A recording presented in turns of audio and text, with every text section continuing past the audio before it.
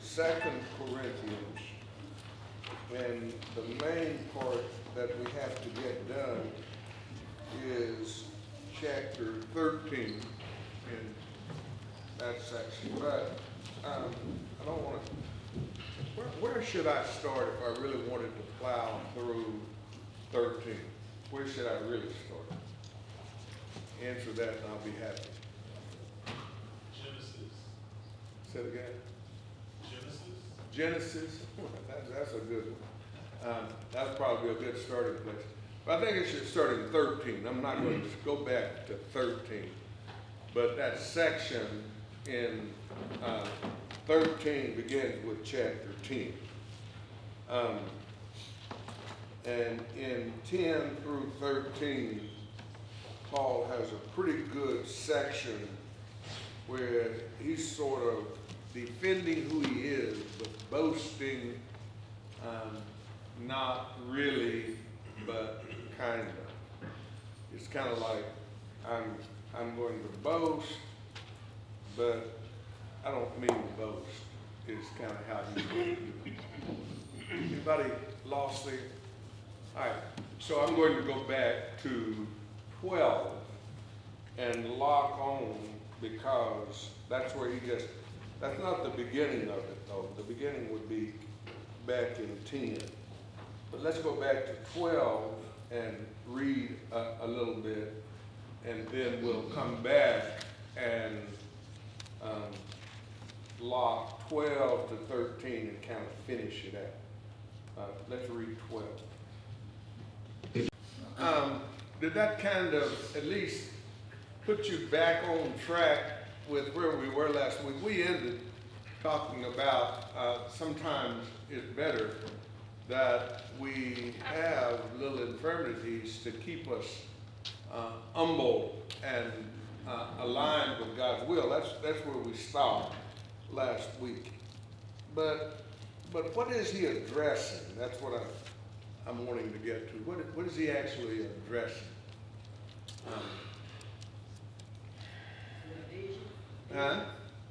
Visions and revelation of the Lord. Visions and revelations of the Lord. I heard somebody say, where'd that come from? Right. Oh, Janet. Welcome home. He is addressing visions and revelations of the Lord in one sense. But the problem that I'm wanting you thinking about is Paul's, he's being misunderstood all through this. That's what he's boasting about, that these people, false apostles and some of the Corinthians, are misunderstanding his motives as a gospel preacher and as an apostle of Jesus Christ. That's where the problem is. So what might they accuse him of?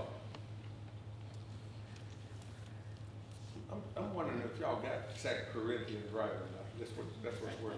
What might they accuse him of? His preaching style. Huh? His preaching style. Preaching style. Go a little further. His ability. He doesn't come off with maybe a lot of confidence. Not with as much confidence as the false apostles might. Yeah.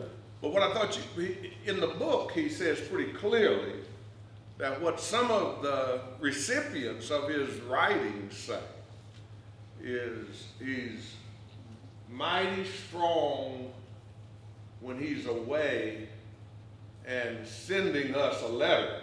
He comes across really big and strong. But when he's present with us, he's weak. He's not strong at all.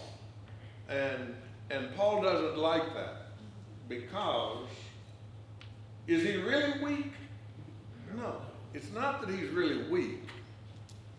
It's that I have divine authority that I am not wanting to use.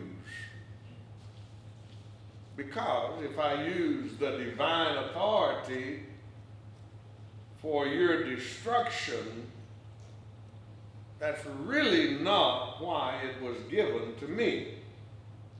It was given to me to build you up. But if you don't understand that, and you misunderstand me, and you violate the instructions that I give you, I'm going to have to use that for something else. And I don't want to do that. That's where he is. When I get to the end of the last chapter, read that very carefully, and then I'll kind of work back through some things to try to put it back in your minds again. It's important to understand it, because if you don't do the exegesis right, your practical applications don't work as well. Let's read chapter 13. All right. Go back up to verse number 10. I'm still trying to make sure you understand where we are. If you go back to verse number 10, for this reason I write these things, while I am away from you, so that when I come, I might not have to be severe in my use of authority that the Lord has given me for building up and not for tearing down. That's kind of where he ends, because that's the point. I don't want to have to use the authority that's been given for one purpose for another purpose. Go back to chapter 10. Look back at chapter 10 and lock on at verse number 1, but I'm after verse number 2. Now I, Paul, myself, beseech you by the meekness and gentleness of Christ, who in presence am pretty lowly among you, but being absent am bold toward you.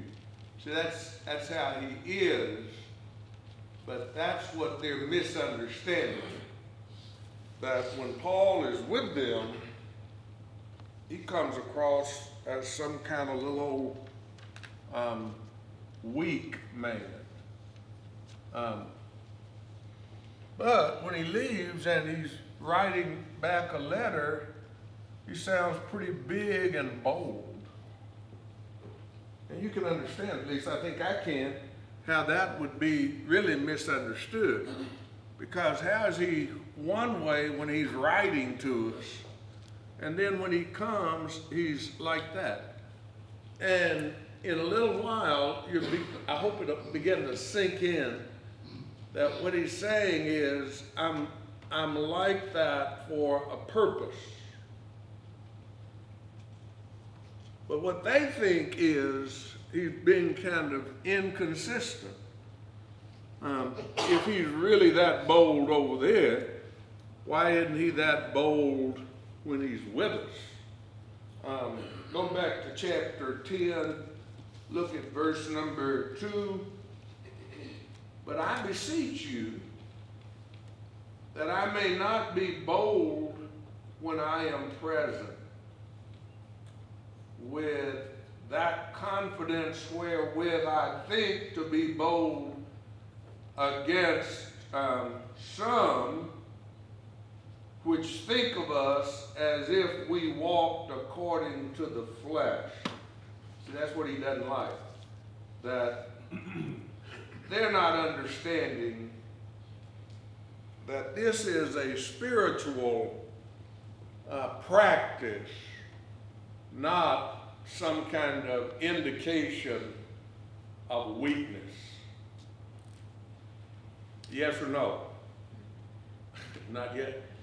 As a humbling, he's as a humble person. Huh? They're saying he's humble when he's there with them. He's being But that looks weak. Yes.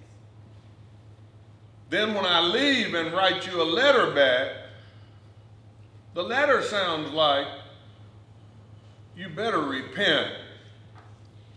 In presence, it sounds a little bit like, please don't make me do nothing.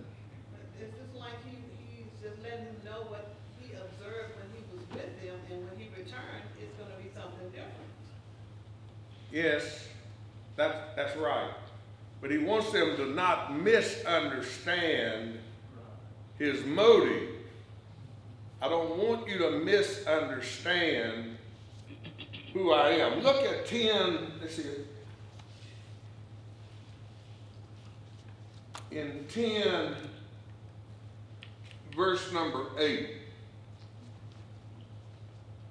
For though I should boast or glory somewhat more in our authority, there's that statement that he makes again at the end at 13, which the Lord has given us for edification or building up, and not for your destruction, I should be ashamed, that I may not seem as if I would terrify you by letters. I don't want you to think that's what I'm doing. For his letters, say they, are weighty and powerful, but his bodily presence is weak, and his speech contemptible. See, that's kind of how they're seen. But that's not true. Let me try this. Have any of you ever, or can you think of a Bible example? Have you ever been misunderstood? I'm talking about like, can you kind of give me a time that wouldn't embarrass you or anything? When you were just, or can you think of a Bible example of somebody who was just flat misunderstood? Well, Jesus was misunderstood. That's a primary example. He had all kind of power and could have destroyed, but he was humble. I think the scriptures read in 10 or 13, I missed, but alluded to the fact that he did it humbly to the cross. Yeah. Talking about, I'm really not that weak now. I need to tell y'all something. I could call 10,000 angels and destroy this world and set me free. But there's a cause bigger than that. That's where Paul is. Because when I get to the practical lesson, I'm going to tell you one of the reasons I think we don't get that as well. Go. Think about Joseph and his brothers misunderstanding his position. He used to kill him, but he didn't, because there was a bigger picture that they didn't understand, they didn't realize. God's protection of him. I thought about it from the perspective of in our Psalm study last night. David has a psalm where he goes through. It's one of the Midtown Psalms, one of the golden psalms. One of the songs that really ought to be remembered. This is one that you ought to put a star by, kind of. And in one of those songs, it's when they set a watch around his house to kill him. They're trying to kill him. But God preserves him. Well, watch this deliverance. When God sees them coming, like dogs that come every evening, is kind of how he sees it. When God sees them coming, a group of people coming after him, he makes the Spirit come on those people, and they start prophesying. He sends another group, the Spirit comes on them too. He sends a third group, the Spirit comes on them too. Finally, Saul says, I'll go. And he went down, and the Spirit came on him, and he started prophesying too. So whatever he does is not going to work because of this vision of God. All right, that kind of understanding that I know these people will kill me in a heartbeat if they can. And then he has two times when he could easily kill David. And he just doesn't. Because I'm not going to lay my hands on the Lord's anointed. So he just, one time he steals his spear and water bottle, and next time first time he cut off a part of his skirt. He's just not going to do it. What I'm trying to show you is that I'm kind of trying to make sure you understand what Paul is saying in Corinthians. And I'm kind of going to one of my practical lessons. But make sure that in understanding this, you don't misunderstand motives. That's easy to understand. I've seen a lot of Christian people misunderstood, and I think I know one of the reasons why. Okay? Question or comment about it right now? There's another side of that argument as well, and that's the side of the false teachers and their showiness or ostentatiousness that had no substance. Yeah, that's very right. It's just the opposite. It's hard to explain. The false teachers would appear to be very bold. So I would put like false prophets over here.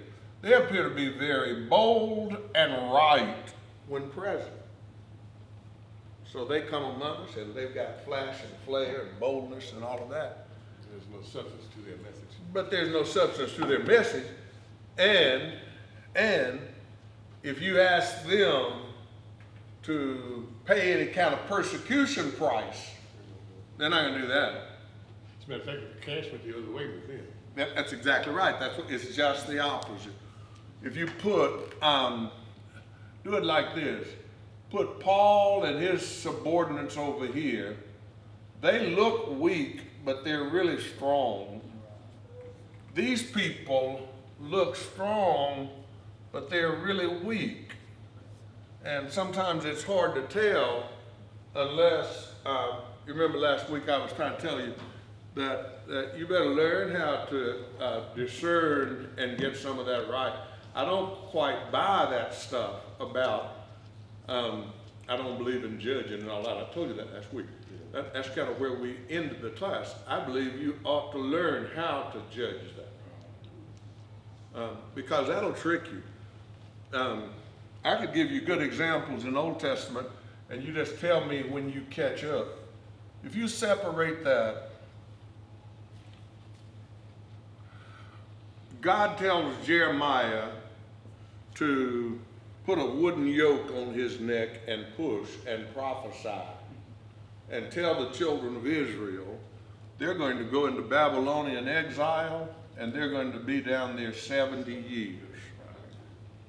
Hananiah took that wooden yoke off Jeremiah's neck, put it on his own neck, and he started pushing with it, saying, God told me you're going to be in Babylonian captivity 2 years. And he's doing that just as boldly and strongly and as convincing as Jeremiah. That's where you get all kind of problems. But now, 70 can't be 2. That's why you got to discern and kind of, that's why I tell people you better learn to judge. That can't be right. Something's not right. So finally Jeremiah said, all right, we know how to tell if something's true or false by whether or not it comes to pass. So I've got a prophecy for you. You're going to die this year. And 2 months later, Hananiah was dead. That's why you better learn to discern. Go, I saw your sister go. No, I was just thinking about what you said about Paul. He didn't come to them boldly when he was in their presence, but he wrote to them, letting them know where they should be godly. And coming to them boldly would have looked as, they would have been more acceptable with the letter as opposed to him, physically telling them, standing in front of them. Paul, I'm trying to do two things. Try hard. I'm trying to tell you that Paul is genuine. That his is genuine to the core. This is fake. That's what people need to understand. Like if you do Jeremiah, he will walk around strong. What's making him strong? My prophecy is true. I got it from God. I know it's right. These people are walking around acting bold, but even God in a minute says, I haven't said anything to him. You go back and tell him he broke a wooden yoke off your neck, but I made for that a yoke of iron. And I've given these nations to Babylon, and Babylon is going to see, it's the difference. What I'm trying to uphold is not Paul. I'm not trying to defend Paul. Paul doesn't need my defense. I'm trying to explain the spiritual side of who he is.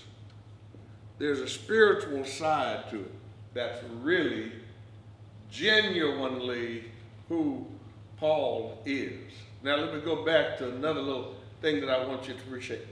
In his serious spiritual side, he knows he has the power to destroy them. He doesn't want to do that. It's a Jesus approach to, if I just had to and you put me in that kind of position, I can call God.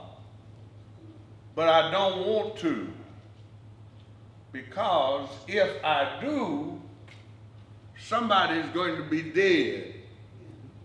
Do you remember when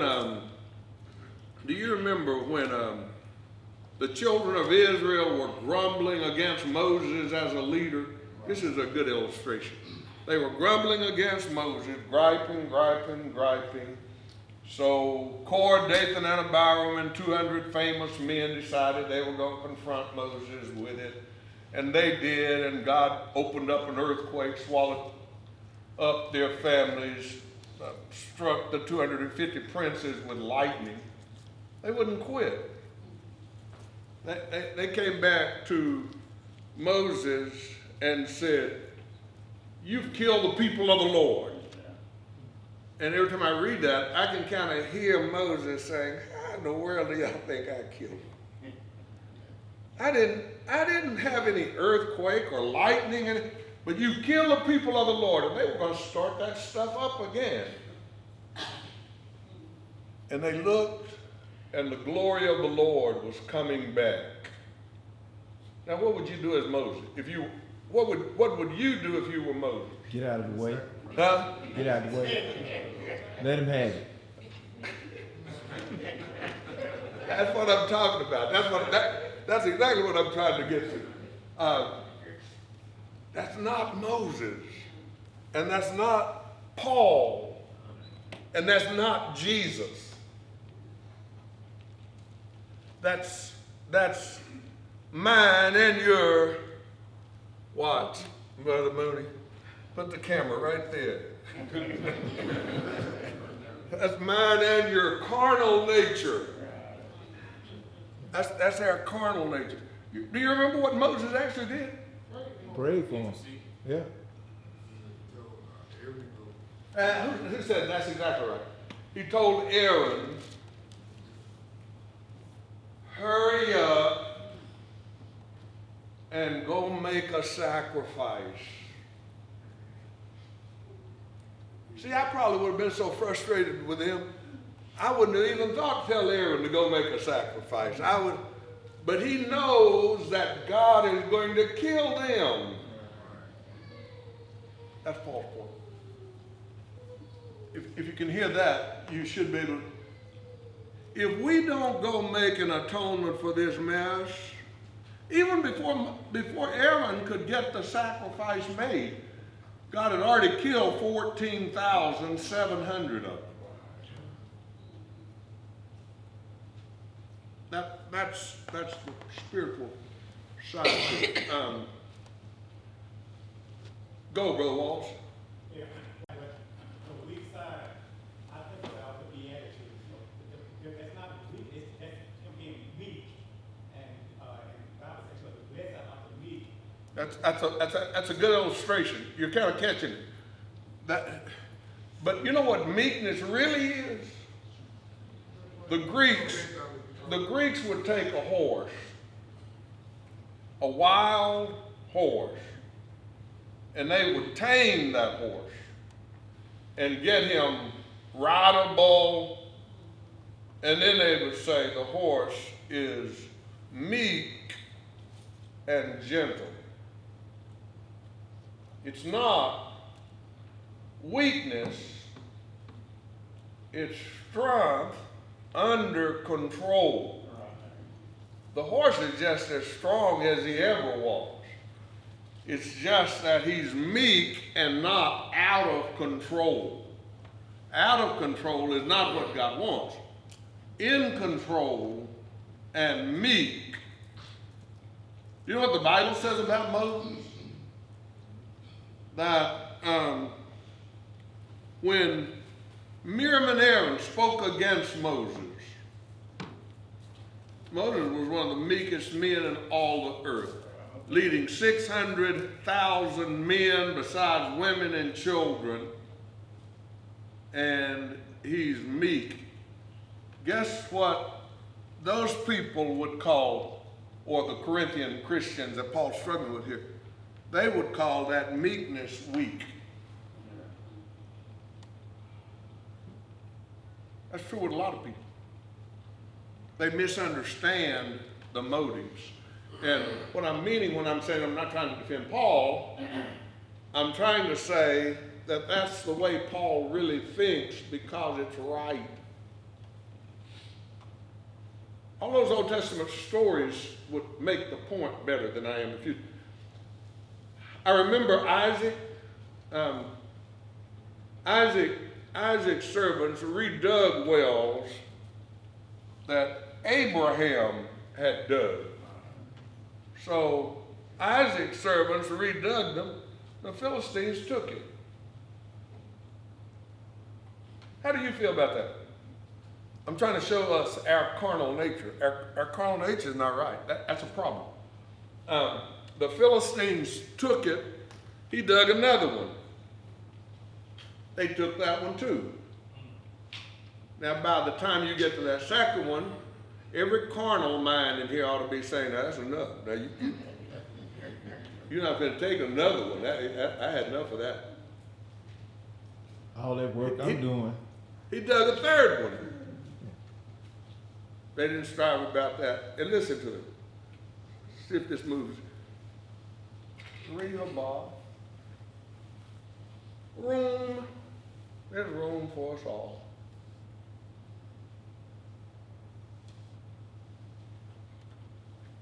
What I'm trying to show you in the illustrations that I probably wouldn't have done if you had acted like you really knew what Paul was talking about. One of the reasons I think we don't catch Paul's motives and these subordinates on this side, one of the reasons I think we don't catch it strongly is because we're still too carnal.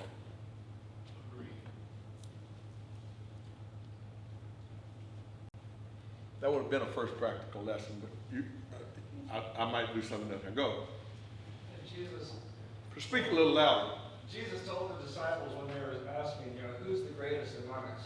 And he says, the Gentiles lord it over you, but you will not be that way. Whoever wants to be the greatest will be the least, will be the servant. That's right. That's 100% right. But the servant is not necessarily weak. He's not weak. That's just the way we've kind of perceived things, and some cases been taught things. Now, I'm not even teaching you to be weak. I don't want you to be weak. I do think all through the Bible, meekness, even written real crooked, meekness is a good thing. It's better. Not carnal, just better. You remember Abraham? I think what you should hear me saying, if you're kind of carnal, you'd probably hear me saying almost, let these people take advantage of you. That's kind of what it sounded like. But it's not that. Abraham raised Lot, took care of him and all that. And then when it was time, the herdsmen couldn't get along, got good stuff out there. They're going to separate.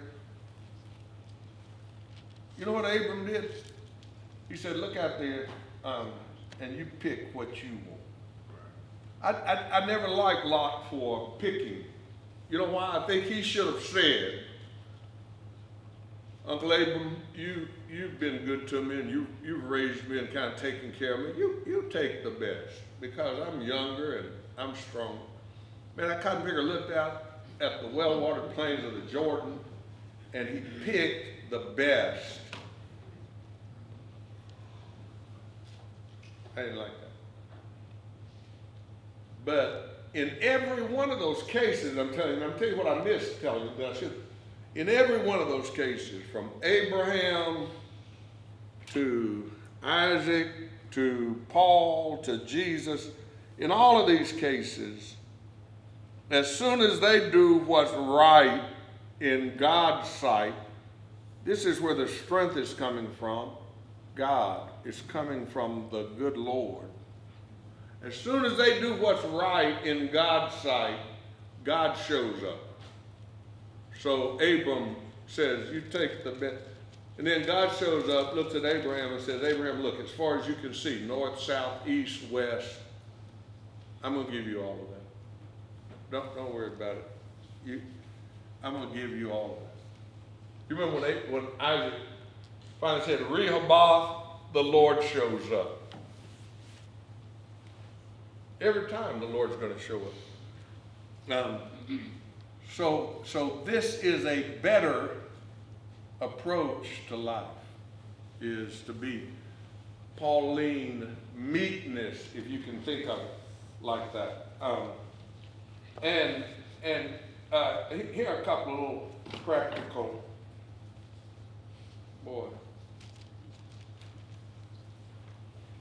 Here are a couple of little practical lessons. First little practical lesson is, and I think we miss this a lot because we've not tried to manage that a lot.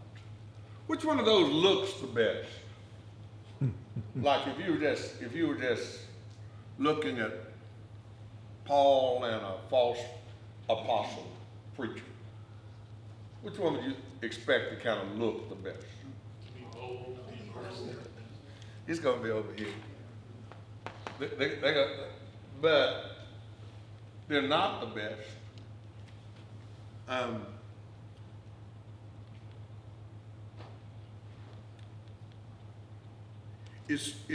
It's that this is where the real strength is, because that's where God is. That's where the real weakness is, because there is no God over here. What's going to run this stuff is greed and money and a bunch of carnal stuff is going to be running that. Why in the world would a guy tell a bunch of people, God told me to? Why would anybody do that? Let me tell you the answer. He'll say that because that's how he gets more glory. People will tell you what you want to hear, but it may not be right, just because you want to hear it. Like, it sounds a lot better to me to say, we're going to Babylonian captivity, but we're not going to be down there very long. Don't y'all worry about it. The Lord came to me and told me that we'll just be down there a couple of years. Doesn't that sound better than 70? Especially if you're an Israelite, remembering sometimes what you heard your people talk about. We experienced in Egypt, and we're going back to exile, to captivity. I would say 2 sounds a lot better than 70. What's the problem? It's just not true. It's not true. This doesn't sound as good, but it's true. And if you listen to Jeremiah, you'll come out better, because what he's saying is, go to Babylon. That's right. Go down there, build you some houses, plant you some gardens, get involved in that. You're going to come out better if you do that. Otherwise, you'll go down there thinking this, and you don't even know how to make a garden. And you'd be in worse shape. Okay, I saw a hand. Where did I see that hand? Last week when we talked about how Paul said he was going to go ahead and boast, I had thought about a basketball player who, he got a lot of stats, but he always quiet, and I ain't Tim Duncan. So, you know, if you're going to pick somebody, like, you'll have a lot of people who do a lot of trash talking, you know, but if you look at the stats and give you what you're really there for, he does it. He's not really there for the talking, you know, he's there to win the game and get all the points. So when Paul, you know, saying, typically, I got more stats than all of y'all. You know? That's kind of where Paul is. That's the meek side of it. If you were going to use the athletic illustration, it would be kind of like these people over here talking a whole lot of noise. These people can play for real. There's a difference. Okay? All right, let me do another one for you. What do you think about this? How do you manage it when you're misunderstood? How did you manage that? If you were misunderstood, or here's one that's quite like it.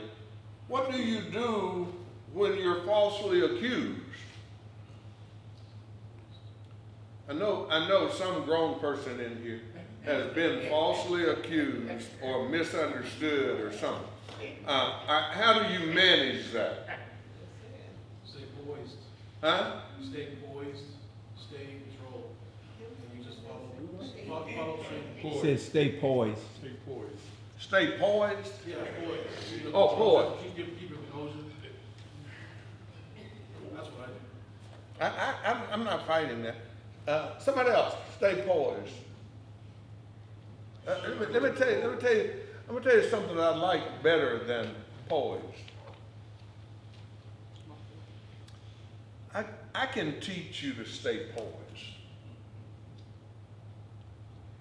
And you can still be as carnal as a bird. I don't want you just to stay poised. I want you to stay spiritual. Those are different words. Not just stay poised, keep you, be calm, stay in. That's not bad. That's not bad stuff. Now, don't misunderstand. I'm not saying that's bad. You're a Christian. If you understood what I just said, you'll see Paul's writing all over again. Go read the last chapter when you get home. And one of the things he's saying to the Corinthian church is, listen, guys, y'all are Christians. You're in Christ. Unless you're a reprobate, I hope you know that we're not reprobates. We believe this stuff. We practice this. This is who we are. That's exactly how he's trying to manage the Corinthian Christians. Because I love you. And unless you understand what I'm talking about, you're going to lose your soul. And if I come, read it again carefully when we get home. I might go with it a little stronger or a little better next week. Just trying to get you. I don't want to come. I don't want to come and be like that. Because if I come and be like that, I've got real power for that. These guys ain't got no power. None at all. You don't have to worry about that. Brother Red, and one of the greatest things is that I can see in this is that fact of edification, building them up, not to destroy them, That's the but point. building them up. Because, you know, a person may do wrong, and they may do a little right, and you just keep on pounding on them, and you just sort of kept on, and you said, you did good, but you can do better. Yeah. So mine is, that way I look at the church so much, we should edify each other. We are here to build each other and not try to destroy each other. Yeah. Absolutely. That's absolutely right. I want to add to that Paul has divine authority that was given for the purpose of building up. What he's saying is, I don't want to misuse that.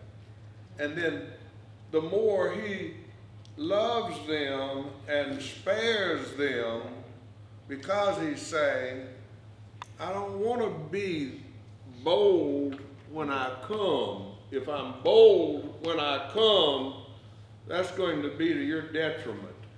I don't want to do that. And what I'm kind of really concerned about, see if you hear this at all. What I'm concerned about is I don't want to come and find you not like I want you to be. Because I find you resisting God and fighting God, then you're going to find me not what you expect. Exactly what I don't want to do. Okay. Go. Well, what is your suggestion how he should approach that, Brother Ray? I think the longer you live, the more you ought to be growing spiritually. I want to be like Abraham and Isaac and Paul and Jesus. And there are a bunch of other Bible examples too. But to get here, you got to work to get that stuff out. This is natural. That's easy. You were born saying, I want what I want when I want it. That's how you came in this world. But you can't keep on going like that. At some point, you got to say, no. Look, Lot, take what you want, and he'll help me.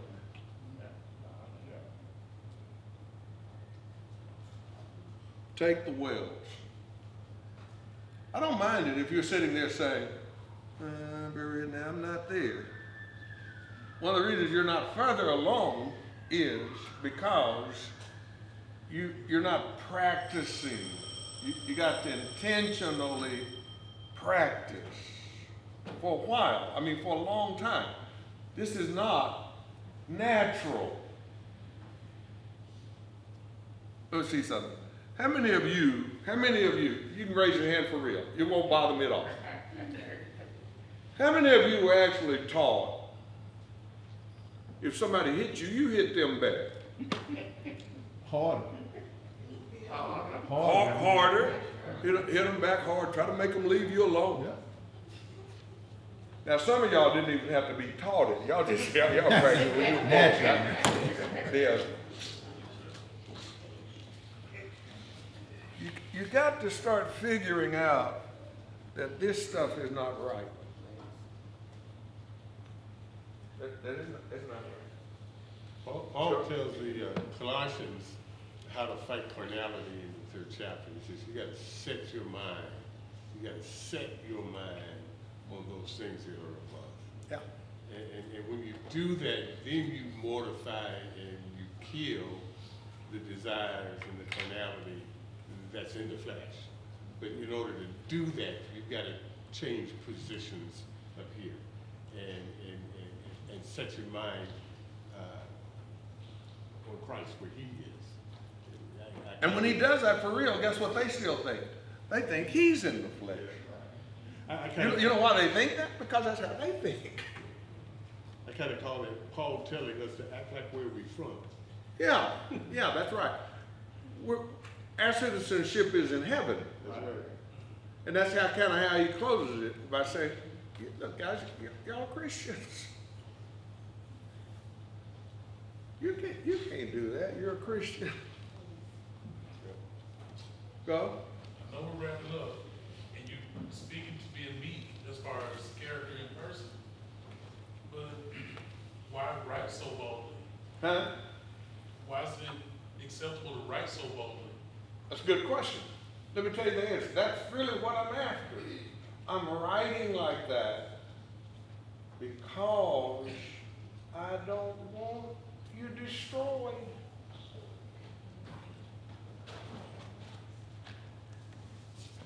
It's Moses saying, Aaron,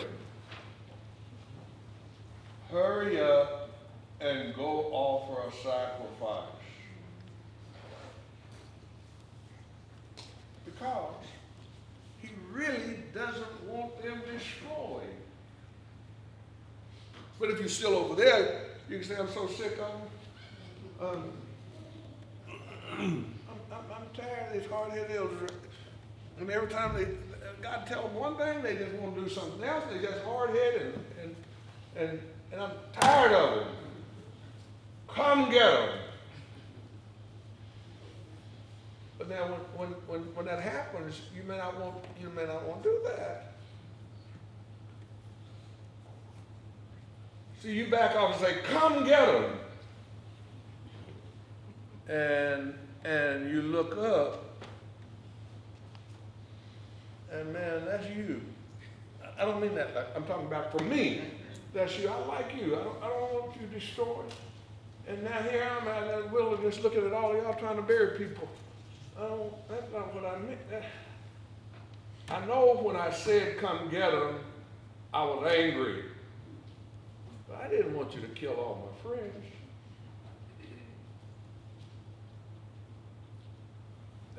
That's what's going to make Moses walk through there with a lot more humility. He knows he's got authority. I understand all that. But no, I don't want God to come get him. Moses experienced that so much that by the time God says, move out of the way, I'll kill all of them. Oh, wait a minute, Lord. Wait, please don't do that. Wait a minute. Wait. When he's mad, he's almost, but if God says, I'll kill please don't, please, wait a minute. Please. Makes you careful. Keep steady. See you next time.